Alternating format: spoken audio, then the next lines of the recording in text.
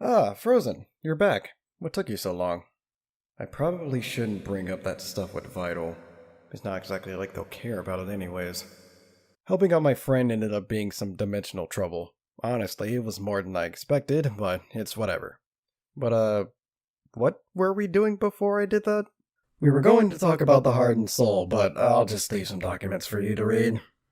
Okay, then. Besides, apparently Chaos has something for you. That would be this. Is this a potion? Indeed. The training process for growing your powers is moving along rather slowly, so to accelerate it, I got this potion which should boost the new power within you. I can feel its essence from here. Where did you even get this? That's for me to know, and for you to drink up. It's happening again. Well, make sure you stand up to them for me. If you can rescue basically an entire world from captivity, you can very well talk to two people, especially given that there are other versions of yourself. No. Sorry, just clearing my throat. You might have misheard me. Drink the potion. Not until you tell me how in the world you got it. Plus, this could easily be just like with the powers you've been going on and on about, but I haven't seen them once yet. All I've gotten so far are nightmares and a vision that might not have anything to do with it. So, until one or the other happens, I'm not taking a sip of that potion. It's getting late.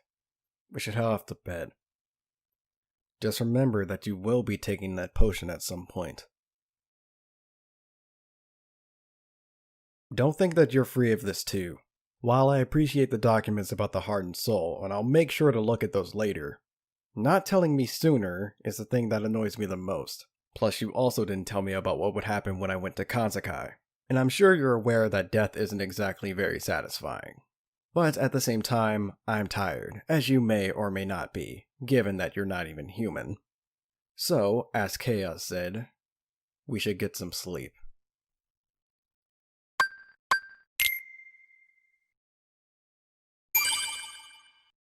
Super Lucky's Tale, a 3D platformer made by Playful Studios that actually started off as a VR launch title bundled with the Oculus Rift headset in 2016, just known as Lucky's Tale, which is interesting to think that a platform series started off as a VR game. Anyways, Super Lucky's Tale released a year later in 2017, which was a rather interesting time for platformers. Around this time, for almost every platformer that did amazingly, there was one that didn't meet expectations, was flat out terrible, questionable for even existing, or some combination of the three. I can only imagine what people thought about this game at the time. Speaking of, I've actually had my eye on this game ever since it was revealed back in 2017's E3. I distinctly remember saying out loud, "Aww, this is adorable!" and then proceeded to make jokes about how Lucky was Tails' cousin or something like that. And then I thought that it's a shame that it's an Xbox exclusive.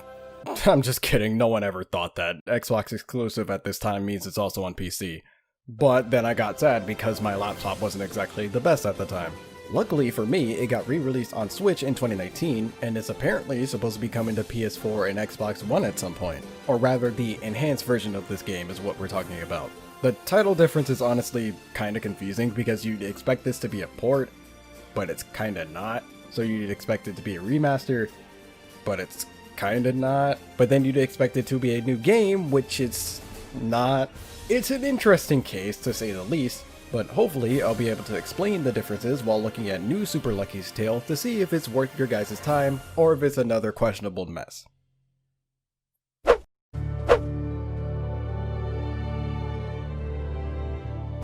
It started with the destruction of our home. Huh? Yeah, that's a nice jump from this adorable screen to that. The game starts off with the world basically ending. Our main villain Jinx betrays the Guardian Order and steals their strongest artifact, the Book of Ages and Thirst for Power, and uses it to exile opposers to other worlds. Very few of the Guardians remain, those being Lucky, his sister Lyra, and 3 others. They managed to get the book back and avoided Jinx for years before encountering him and his kids, the Kitty Litter. Yes, that is the name of their group, ignore that for now.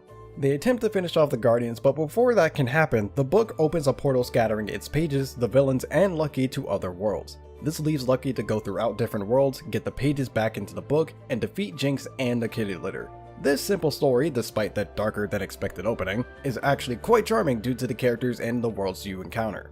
There's Sky Castle, the stronghold of the Guardian Order, Veggie Valley, which is a farmland area whose residents are a bunch of redneck worms being attacked by machinery and genetic mutations, Restful Retreat, home to a group of ex-wrestler warrior yetis turned peaceful monks, Gilly Island, a tropical resort, being taken over by hypnotic pop music, Hauntingham, which has a ton of ghosts that's known for hosting its grand carnival, and one additional place I'll go more into later. Most of these vastly different worlds are being attacked by one of the kitty litter or Jinx. Every subplot is interesting and fun, especially due to the villains, as each of them have varying motives and ways of accomplishing their goals, and you see them a good amount during your journey, including Jinx, who spies on you throughout the game as a shadow golem that doesn't look evil at all. Not in the slightest. This thing looks completely normal. In no way is this shadow golem suspicious. He's also a really good dad. Sure, he may have exiled tons of people to other worlds, some of which being unknown, and his kids are trying to take over other worlds, but at least he's a supportive parent. Moving on though, Lucky becoming friends with so many people is the big thing that ties it all together. It was genuinely heartwarming to have Lucky make some new friends and have them help him out. Honestly, I can't say that I've gotten that feeling very often from platformers. Then again, in most platformers I play, you have to squash, shoot, or steal everything in sight. Not much room for being wholesome in those. Again, the story is simple, but it's very effective because of its cast.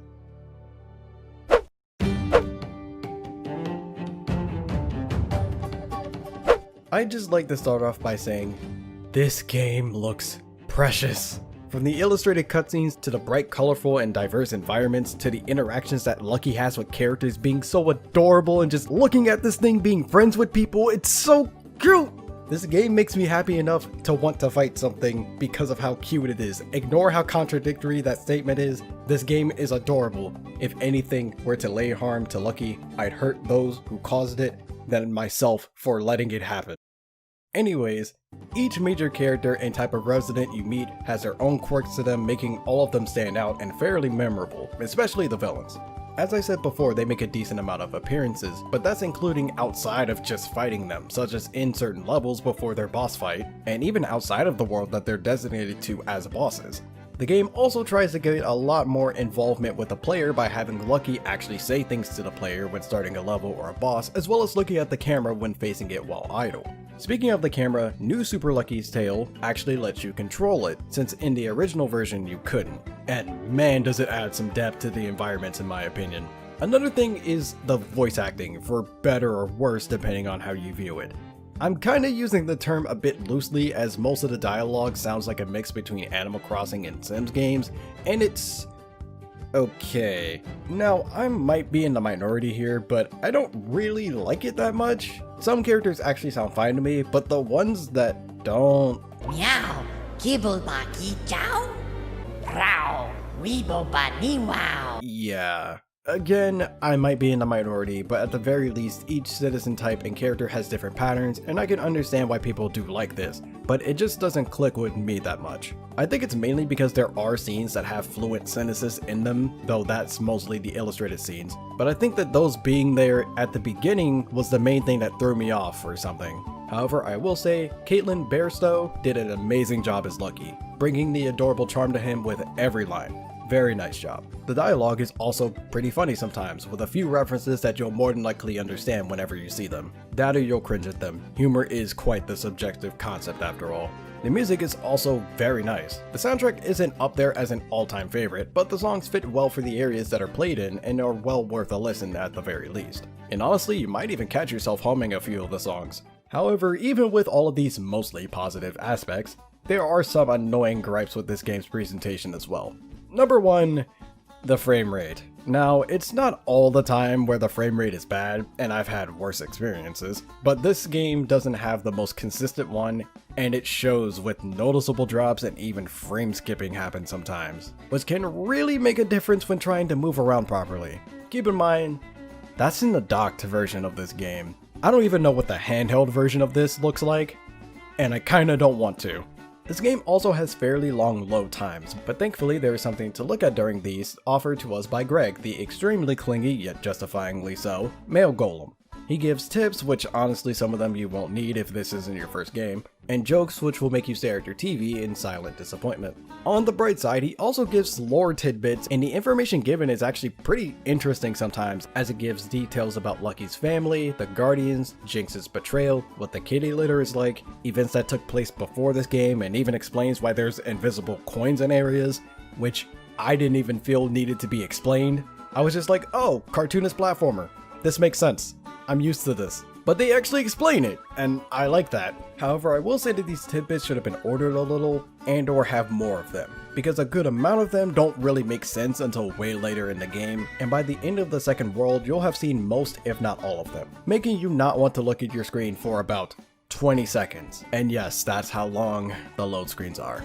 I feel like they went in detail, but just didn't go far enough. Like, there could have been more about the worlds that you go to, or Greg's deliveries to worlds that aren't even featured in this game. I'm sure he's gone to other places before the events of this game, and could have been a nice reference to these if a sequel ever comes around and shows us that world he was talking about. And by the way, given a moment later on in this game, Playful Studios is definitely sequel baiting, but other than that, I just wish there were more load screen stuff, especially with how often you're gonna see them with how long they are. Now, the PS4 and Xbox One versions of this game, whenever those come out, probably won't have this kind of issue, but who knows.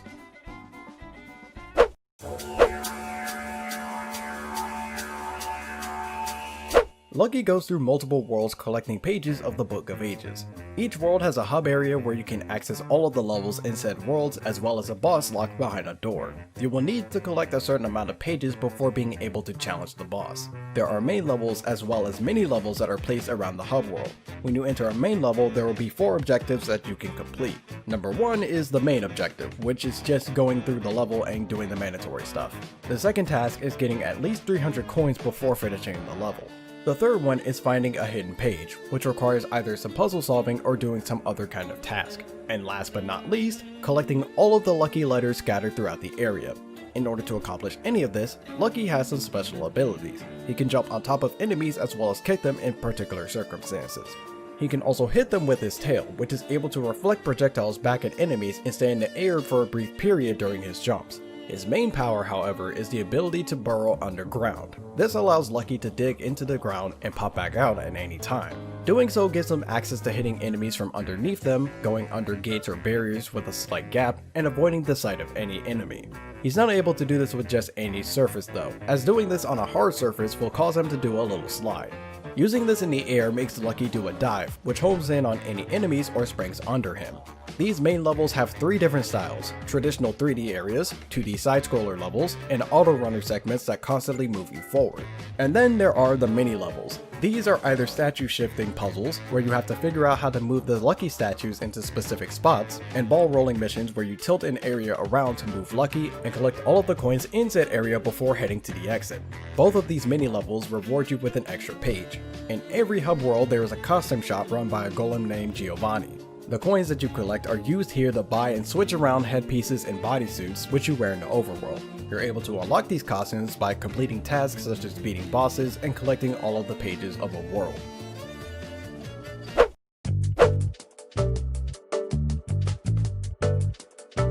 Every single level in this game is different, creative, and a lot of fun to go through. One minute you're running from Sky Castle's Fire Glob guard dog holding a golem head in your hands. The next you're looking for band members for them to perform at a concert and dealing with genetically mutated chickens. After that you're retrieving Yeti's food supply of watermelon, destroying a ship carrying fireworks, going on a train ride towards a graveyard where you have to use a lantern to show platforms. There's so many unique levels, and honestly I like pretty much all of them. They all again add so much charm to this game. My absolute favorite level though is the carnival, where you have to play games and complete tasks for people to get tickets and exchange those for prizes, with one of them being a page. There's a lot of stuff in this level too. Racing, target shooting, high striker, which apparently is what this thing is called, getting someone's crystal ball out of the trash because some jerks threw it in there, and one of the most wholesome side quests I've ever experienced. In order to get on the Ferris wheel, you need to get a certain prize, the stuffed bear. You get this bear for a ghost who wants to give it to his mother, who works on the Ferris wheel to show his appreciation and support, and now you can go on the Ferris wheel whenever you want. I wanna cry, it's so wholesome. Can I get more wholesome side quests in video games, just in general? I don't have to kill something every side quest if this kind of stuff is in the game. All three styles of normal levels are fun and play out fantastically too. The fairly large and packed 3D levels, well-structured 2D levels, even the auto runners were great, and I might add, auto runners are infinitely better than auto scrollers. Developers, please put more of these in platformers instead of these droning experiences. I compliment Playful Studios for being able to perform so many different styles so well and consistently in the same game, no less. If only another series I knew could do that across multiple games. Sega, if you for some reason watched this video, I'm joking. Kind of. However, what adds so much to the design of the gameplay is the burrow mechanic. Going underground as a main feature for a game is something that, to me at least, is very unique and stands out among other platformers. And at first I thought that this mechanic would just be used the same way the entire time, but there are actually a lot of different uses for going underground. Some applications are having to stay underground to avoid the sight of characters and enemies, going into areas you can't access, and it makes you wonder what you can burrow into. Of course there's dirt and sand, but there's also watermelon. I don't know of too many games where you can do that. The statue puzzles were also really fun. Initially, I thought they would be easy given that this game seems to be targeted more towards kids, especially given this game's difficulty. But some of these are a genuine mental challenge sometimes, and it felt really satisfying to complete these. I'll even admit, I did look up how to do a few of these, but overall, these were great. The ball rolling levels are my least favorite, but they aren't exactly bad. Controlling it could be a bit annoying sometimes, but for the most part, they're good too. The best part is you can do any of this stuff in whatever order you want, aside from the final world of the game, that is. This allows you to do the levels and missions you have fun with and discard the ones you don't. And if collecting the bare minimum of pages wasn't enough, there's also a fair amount of extra content, since getting all the pages in a world gives you a costume based on the villain you fight at the end of said corresponding world, and even some post-game which involves Lucky getting his Guardian sigil. This is a series of trials given by the Guardians to test Lucky so that he himself can become a Guardian, and they include fighting harder versions of bosses you faced, a lot of ball rolling, and harder platforming than before in vaporware environments. And might I say, though it was very unexpected to see it, they captured it masterfully. Plus you get to interact with the other Guardians, which I was really worried about since you don't see or even hear about any of them throughout the normal story, aside from Greg constantly mentioning them in loading screens.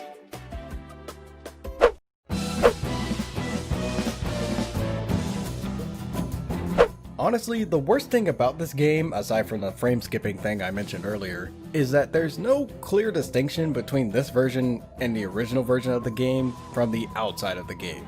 What I mean is that without already owning the first version or knowing someone that does own the first version, it's not the easiest to tell that this is what is practically a remake at first glance, because on the inside there's the enhanced graphics of basically everything, the controllable camera and slide ability being added in this game. The overall feel of controlling Lucky is supposedly better from what I've heard. Some levels are completely different from the original game, and the Guardian trials were apparently DLC for the original game. But on the outside, the trailers and even the game case don't mention these differences, or at least the fact that it's a remake or remaster, whatever you'd call this situation. I see this as really odd, as this is something that remakes and remasters usually end up doing with their trailers and game cases. So unless you did a fair amount of research prior, you probably wouldn't know any of these differences and just assume it's support and get the PC or Xbox version. However, PC does not get this enhanced version, which can lead to people thinking that this is just a port. Now, I do want to point out that most of the script was written before Playful Studios said that this version was coming to PS4 and Xbox One, so maybe that'll change in the future too. But moving on, you don't need a big fat remastered or remake in the title, but something other than new would work better in my opinion, like Super Lucky's Tale Retold. That's a clever way of doing it to me. It kind of feels as if the developers don't want the other version to even be acknowledged, and I understand that. Why advertise a lesser version of your game? Especially when people did have criticisms with that version, and then the developers went and revamped the game. But it also doesn't mean much if I had to look up a bunch of videos and web articles on what the differences were, especially when some of them were a controllable camera and included DLC.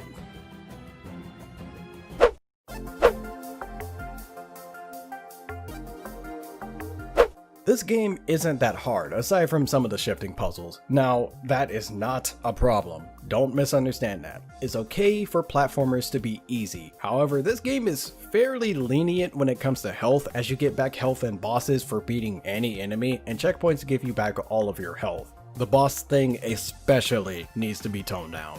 Also, I feel like there could have at least been some more difficult bonus content. The Guardian trials were a tad bit more difficult, but they didn't pose much of a problem. Then again, I have a fair amount of platformer experience under my belt, so maybe that has something to do with all of this. I do have some ideas for harder content though.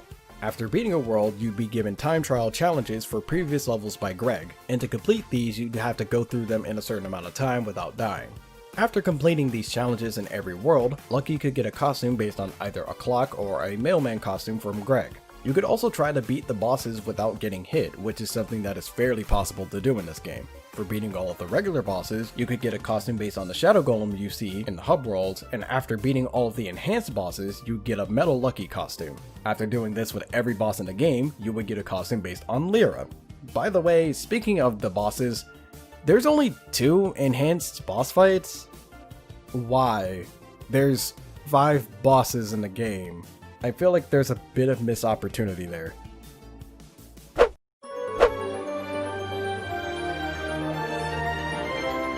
This game was an absolute blast to play.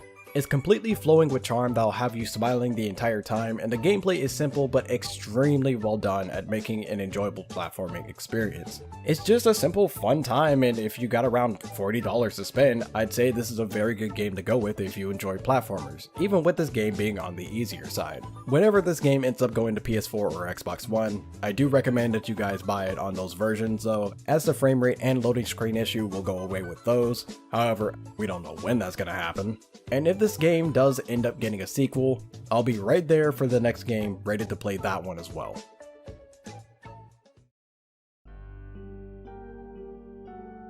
What on earth is...